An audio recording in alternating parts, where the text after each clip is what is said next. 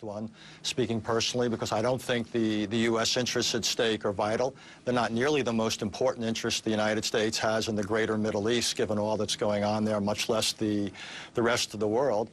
And I also think the difficult part of this process or this intervention have yet to come. And there's all sorts of scenarios. There's the scenarios where the intervention, quote unquote, succeeds. Either you have a ceasefire, and then what do you do? Because you have these opposing armies, these opposing sides in place. Or you can have situations where the intervention fails. And you have all sorts of questions then about what the United States does with Gaddafi.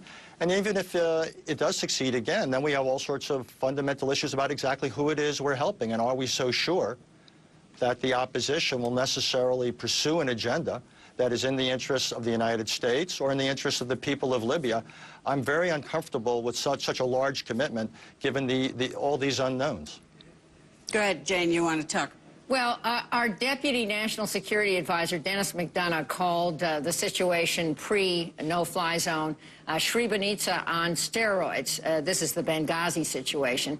And that, to remind viewers, is about what happened in Bosnia. We had a no-fly zone going, and yet there was this hellacious massacre in Srebrenica, and we only ended that conflict when we armed the Bosnians and the Croats. And then finally, Richard Holbrooke, our fabulously talented ambassador, who died just a few months ago, negotiated a settlement in Dayton.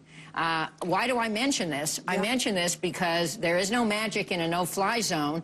I believe that the purposes of this mission have not been adequately articulated yet, and it also is not the late 90s. This is post 9/11, when we are involved in two interventions on the ground in Muslim countries. And so I think the context matters a lot, and I'm not sure enough thought was given to that, and there still is this conflict about what our mission truly is. And let me bring that to Bob Kagan. I mean, there is a conflict about what the mission is. The United States says that Gaddafi must go. Members of the coalition say this is strictly a humanitarian mission. How can the coalition work together when they can't agree on what the goals are? Well, the United States is not the only government that has said that Gaddafi must go, and I think the way things are being finessed right now with NATO in charge of the military operation overall, but it's clear that the United States, the United Kingdom, and France are free to do what they think is necessary. I think it's clear that first of all, it's not just a no-fly zone. We've got coalition forces attacking Gaddafi's tanks and artillery on the ground. The goal is clearly to help the opposition. I think we need to do more. I think we should be arming the opposition, because we can't end up at the end of the day with Gaddafi in power. I also don't think we are going to wind up with Gaddafi in power. I think there's far too much pessimism. We never know. You know, Gloria, we start wars, whether it's World War I, World War II, the Civil War. We don't know. We don't know everything. And this demand that we have to know how something ends before we take any action whatsoever, that would be truly debilitating. We would never do anything if we did that. I think there's a reasonable assumption that Gaddafi's forces are ultimately going to break from him if it looks like their lives are on the line. I think we have to have a little patience. This thing's been going on for 5 days, and people are running around and screaming as if we've already failed. I think a little patience is necessary, and this is an important interest of ours, by the way. What's happening in the Middle East is connected to what's going on in Libya. If we stand by and let a dictator in the region like Gaddafi slaughter his people, that's a terrible setback and not in America's interests. Well, Richard Haas calls this a war of choice. Obviously, you don't think so. No, of course it's a war of choice. 99% of all the wars that the United States has ever fought have been wars of choice. I can barely think of a war that we fought, maybe World War II, that was not a war of choice. The question is it a good choice or a bad choice? Richard seems to think if he says it's a war of choice, that's the end of the discussion. The question is it a good choice? I think it is. Richard, I'll let you respond to that. No, I think the United States has had a number of wars of necessity beyond World War II. I would say the Korean War was a war of necessity, and I would also say the first Gulf War was a clear war of necessity where the United States had vital national interests at stake. How did the Korean War end?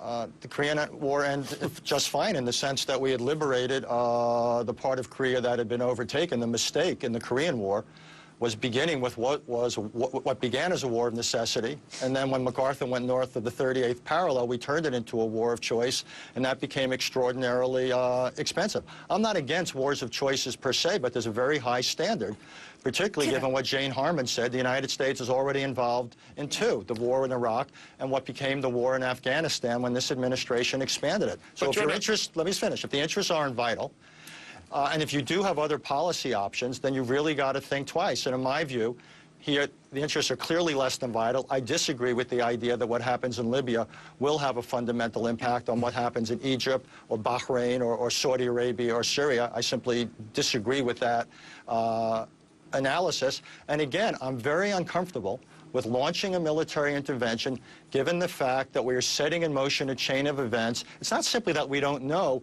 We have no reason to be confident that the people we are trying to help prevail will institute a form of governance that will necessarily be in our or Libya's interests. Well, that raises the question, obviously, about the rebels. I mean, who are they? And let me go to the ambassador and then to Jane Harman. Are we sure, as Richard House asked the question, are we sure that these rebels in the end are going to be exactly what we want to have there? Well, first to Bob Kagan's point about certainty, we're not sure. We don't, very often we have to make these kinds of decisions, particularly when it involves conflict, in the absence of all the facts. Sometimes you have to act on an urgent basis. But this is a committee. There are a couple of retired ministers in there, a former minister of justice, a former minister of interior, people who have worked with the previous regime. We're not entirely certain of the shape of the organization so far, but I think one of the important things we need to do is get our diplomatic representation down to Benghazi, start dealing directly with these people, and get our own assessment of what the opposition is shaping up to become. On the question of the vitality of the interest, if I could just make one point of what Richard said earlier, I would agree that the interests may not be entirely vital, but let's not forget that in terms of proportionality here, we're not intervening in Libya at the level that we intervened in Iraq or Afghanistan. It's a limited action by us, a limited military action within a broader political context, and we are also following and going along with the lead of other countries whose vital interests are probably more affected than ours, namely the Europeans and the Arab states. Well, and we'll talk more about whether, in fact, the United States, if it's part of a coalition, can ever actually not lead. People mostly assume we are leading, but I know Jane Harman wants to get in. We're going to get back to her after the break, so I ask you all to stay with us. There's so much more to talk about. And I'd also want to mention that if you're here looking for Fareed's take on the events in Libya, we have your fill for you. Make sure you go out and pick up the latest issue of Time magazine. It's on the newsstands right now.